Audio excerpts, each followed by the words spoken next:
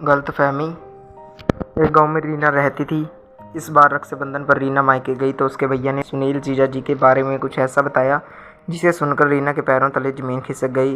तभी रीना बोली, नहीं भैया, ऐसा हो ही नहीं सकता, ज़रूर आपको कोई भ्रम हुआ होगा, जीजा जी ऐसा नहीं कर सकते। तभी रीना का भाई रमन बोला, नहीं रीना, मुझे कोई भ्रम नहीं हुआ, मैं सच कह रहा हूँ। मैं पिछले महीने ऑफिस के काम से दिल्ली गया था तो सोचा जीजा जी से भी मिल लूँ, क्योंकि उनसे मुलाकात हुए काफ़ी समय हो चुका था, तो सोचा उनसे मिलता चलूँ। मैं घर के लिए निकल पड़ा, लेकिन जब मैं सुनील के घर पहुंचा तो वे मुझे अचानक आया देखकर कुछ घबरा सी गई। उनके पसीने छूटने लगे। उन्होंने मेरा स्वागत वैसा नहीं किया जैसे कि मेरे पहुंचने पर अक्सर किया करते थे। वो कुछ घबराए हुए थे। तभी मेरी नज़र दीवार पर टंगी एक तस्वीर पर गई। उस तस्वीर को देखकर मैं हैरान रह गया, क्योंकि उस तस्वीर में सुनील के साथ सुमन नहीं, कोई और औरत थी। उन्होंने मुझे कहा, आओ बैठो, खाना खाकर जाना। मैं बाथरूम चला गया, लेकिन जब मैं बाथरूम से आया तो वह तस्वीर वहाँ से गायब थी। लेकिन वह तस्वीर वाली औरत उनकी रसोई में चाय नाश्ता तैयार कर रही थी। भैया, हो सकता है वह उनकी नौकरानी हो और काम के लिए ला रखी हो। रीना, शायद मैं भी यही समझता अगर मैंने वह तस्वीर न देखी होती। तभी रीना पूछती है, देखने में कैसी थी वह औरत?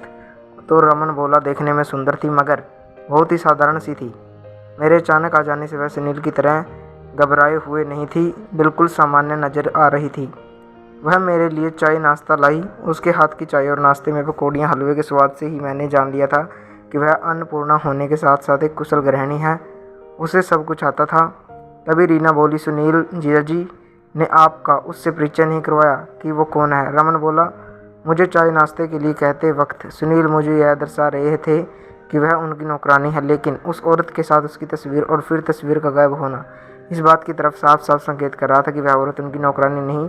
रीना बोली, भैया, इस बारे में हमें सुमन दीदी को तुरंत बता देना चाहिए और बात का पता लगाना चाहिए। नहीं रीना, इस बारे में तुम दीदी को कुछ नहीं बताओगी?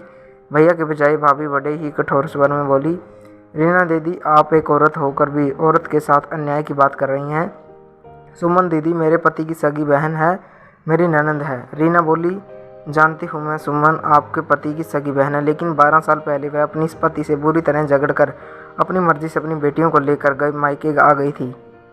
सुनील और उनके परिवार वालों ने लाख कोशिश की कि वह लौट आए, लेकिन हर बार उन्हें सुमन दीदी ने अपमानित किया और उनका सर शर्म से झुक गया। इतना सब कुछ हो जाने के बावजूद सुनील की इंसानियत देखो कि वे उसका और अपनी बेटियों का पूरा खर्चा बिना किसी दबाव के दे रहे हैं, ताकि उन्हें कोई परेशानी ना हो। हर महीने में उनसे मिलने भी आते हैं। यह तो उनका फ़र्ज़ है भाभी, वे एक पिता और पति हैं। मैंने सुमन दीदी का पक्ष लेते हुए कहा, सारे फ़र्ज सुनील के ही हैं, तुम्हारी सुमन दीदी का कुछ भी नहीं।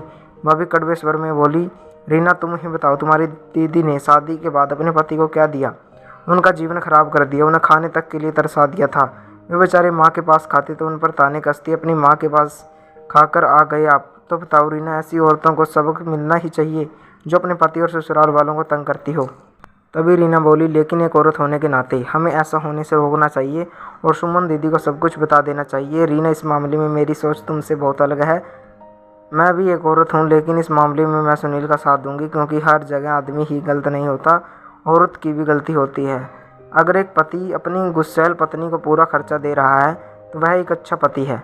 वह औरत भी पूरी सच्चाई से वाकिफ़ है, उसे कोई दिक्कत नहीं है, तो तुम्हें क्या दिक्कत है? रीना, जैसा चल रहा है चलने दो। इस बारे में सुमन को बताने का मतलब साफ है कि सुनील का जीवन पहले से और बदतर हो जाना चाहिए, क्योंकि तुम सुमन को अच्छी तरह जानती हो। लेकिन भाभी, उस औरत को अंत में क्या हासिल होगा? कानूनी रूप से सुमन ही उनकी पत्नी है। सुनील जीजा जी ने के ना रहने पर उनकी सारी संपत्ति, जमीन जायदाद पर तो सुमन दीदी का ही हक होगा। यह सब छिपा कर हम उस औरत के साथ भी तो एक तरह से अन्याय कर रहे हैं। वो सोच रही होगी कि ज़मीन जायदाद पर उसका अधिकार है, लेकिन उसे क्या पता? रीना चिंतित स्वर में कहा, नहीं रीना, तुम किसी के साथ कोई अन्याय नहीं कर रही हो। मैं जानती हूँ सुनील जैसे नेक दिल इंसान उस औरत के साथ कोई धोखा नहीं करेंगे, ना ही उसे अंधेरे में रखेंगे।